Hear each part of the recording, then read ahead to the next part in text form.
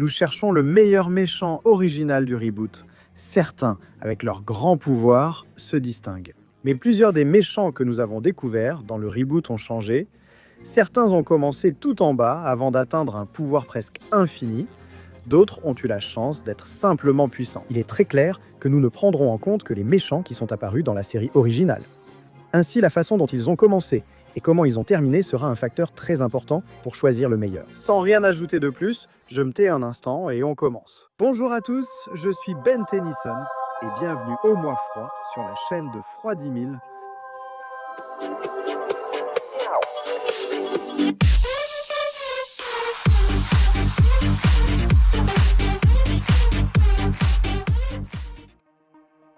Kevin commence avec la surprise du reboot puisqu'il possède une version modifiée de l'Omnitrix, appelée Antitrix. Le problème du méchant, c'est qu'il ne sait pas l'utiliser. Il n'a aucune connaissance des transformations ni des pouvoirs de ces extraterrestres. Il faut noter qu'ils sont plus puissants que ceux de Ben, donc même avec Breaking Ball, il subit la première de nombreuses défaites contre Ben, ce qui va beaucoup le frustrer. Musique, musique, musique, musique, musique, musique, musique, musique, musique, musique, musique, musique, musique, musique, musique.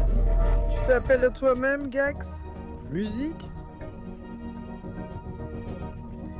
Musique, musique, musique, musique, musique, musique, musique, musique de son pouvoir.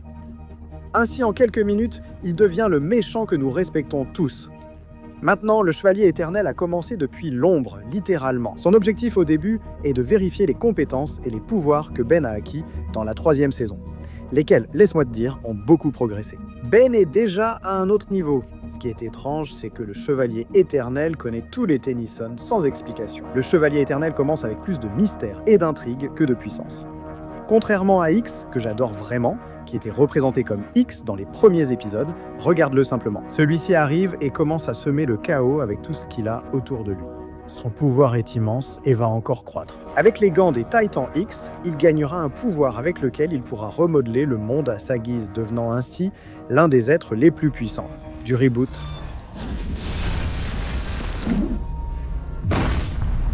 Zip.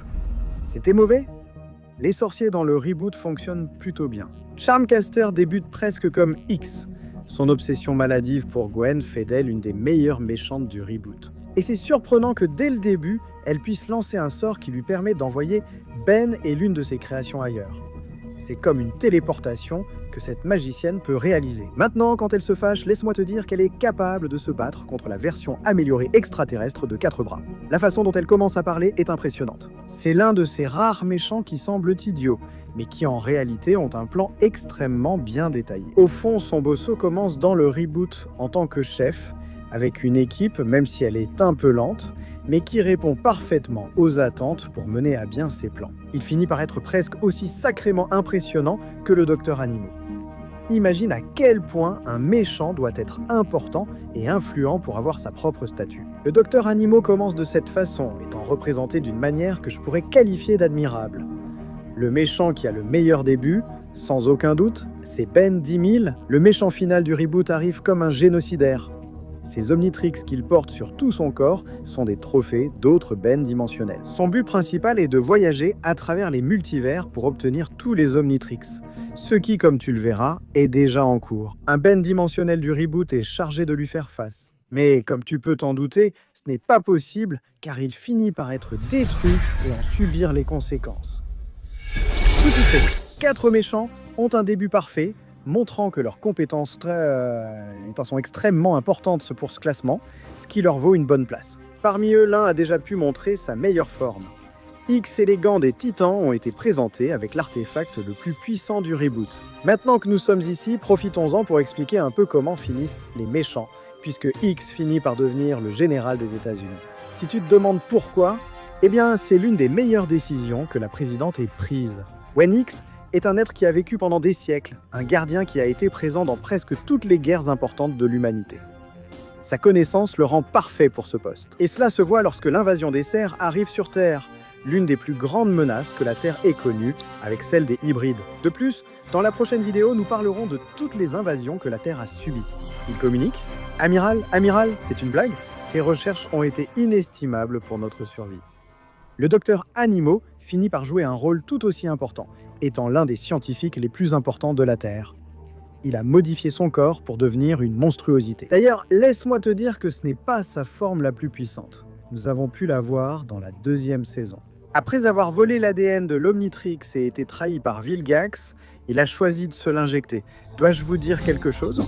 Tout ce temps, j'ai fait des expériences sur des animaux et j'aurais dû me concentrer sur une seule chose. Aussi étrange que cela puisse paraître, le docteur Animo a réussi à maîtriser l'ADN Poplexian, ce qui lui a donné une force incroyable et nous a permis de voir pour la première fois dans le reboot radé Sa Majesté. Oh, ça suffit, Sombozo, l'histoire de Sombozo est vraiment très triste, puisqu'il finit par devenir le secrétaire de la présidente, même si on parle de ses pouvoirs. Nous avons pu voir son potentiel maximal dans la 4e saison, dans la Maison du Rire, où il a été capable de créer une illusion si puissante qu'elle a piégé l'équipe, Demilson les torturant jusqu'à les rendre presque fous.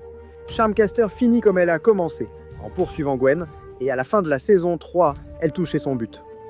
Gwen n'a jamais été une vraie adversaire pour elle. Son pouvoir maximal est redoutable, et ce qu'elle a pu nous montrer était terrifiant. Elle peut créer une sorte de dimension où elle l'adore littéralement. Tout cela la place très haut comparé aux autres. En plus d'être l'une des méchantes les plus puissantes, elle a aussi pu renforcer la puissance maximale de Kevin, en le transformant en la mutation la plus attendue de toute l'Amérique latine. Cette monstruosité fusionnée, l'évolution de tous les extraterrestres mutants de Kevin est sa forme la plus puissante, car même Mangoraptor, son extraterrestre le plus fort, ne pourrait l'égaler. Cela se termine de façon spéciale. Dans le futur, il reste coincé sous forme d'extraterrestre. Les raisons sont inconnues, mais personne ne s'en plaint. Cet extraterrestre possède des capacités extrêmement puissantes. Maintenant, Vilgax a terminé de manière spéciale en obtenant un pouvoir presque infini mais très dangereux, l'ADN d'un céleste. Cela a été assez complexe et intéressant. Le calmar lui avait envoyé les données nécessaires pour que Kevin construise l'Antitrix, dans lequel se cachait un pouvoir qui ne pouvait être débloqué qu'avec la clé de l'Omnitrix que Ben possédait. Grâce à cela, il a obtenu un pouvoir qui a complètement changé sa forme. L'apparence et la taille de Vilgax ont commencé à changer. Un ADN céleste de couleur rouge recouvrait son corps. Ni la version mutée de diamant de Kevin, ni la transformation la plus puissante de Ben jusqu'à ce moment-là, ont-elles pu lui tenir tête ? Son pouvoir, bien qu'incroyable, n'a jamais atteint son vrai potentiel. Mais c'était suffisant pour offrir une fin digne et méritée au méchant mémorable Vilgax. Le point culminant du Chevalier Éternel fut lorsqu'il obtint son bracelet du temps, qui en réalité n'affectait en rien ses capacités, puisqu'il pouvait pratiquement tout faire. Avec tous les extraterrestres de Ben, il était étonnant que le Chevalier Éternel en sache autant, mais sa fin tragique l'a piégé dans le tunnel du temps. La dernière chose que nous avons apprise à son sujet, c'est que son casque est revenu, et cela nous laissait plus de questions que de réponses, car il semblait que le casque avait sa propre vie. Dans la 4e saison, nous avons pu voir que celui-ci pouvait prendre le contrôle de n'importe quelle personne, donnant des capacités physiques qui ne correspondaient pas à l'utilisateur. Tout cela a conduit à ce que le casque soit remis à fil, cette fois par Ben. 10 000, son point culminant a été d'en obtenir 11. Omnitrix, en plus de la transformation la plus puissante, qui est évidemment Alien X. Avec tout cela, il a pu affronter plusieurs porteurs de l'Omnitrix du multivers, parmi lesquels se distinguait celui de la série originale, Alien Force, Ultimate Alien, Omniverse et la version de Wayne. Son pouvoir a été très contesté, mais il était clair que s'il avait voulu éliminer les Ben, il aurait pu le faire à tout moment. Au final, Ben a dû payer pour tout ce qu'il avait fait dans le multivers, et il a été condamné au néant pour une longue période. Tous les méchants ont été importants dans le reboot. Le fait que l'un soit plus puissant qu'un autre, ou qu'un méchant soit apparu dans presque toutes les saisons, ne change rien non plus. Le choix du meilleur dépendra de vous dans les commentaires. Le gagnant sera révélé dans la prochaine vidéo. Je te remercie d'être arrivé jusqu'ici. Cette vidéo a nécessité beaucoup de compilations, ce qui a fait que le projet pesait presque 20 gigas. Je t'apprécierais vraiment si tu laissais ton soutien sur cette vidéo. Pas grand chose d'autre à ajouter. Je vous dis au revoir, je suis Friodis1000 et on se retrouve à la prochaine.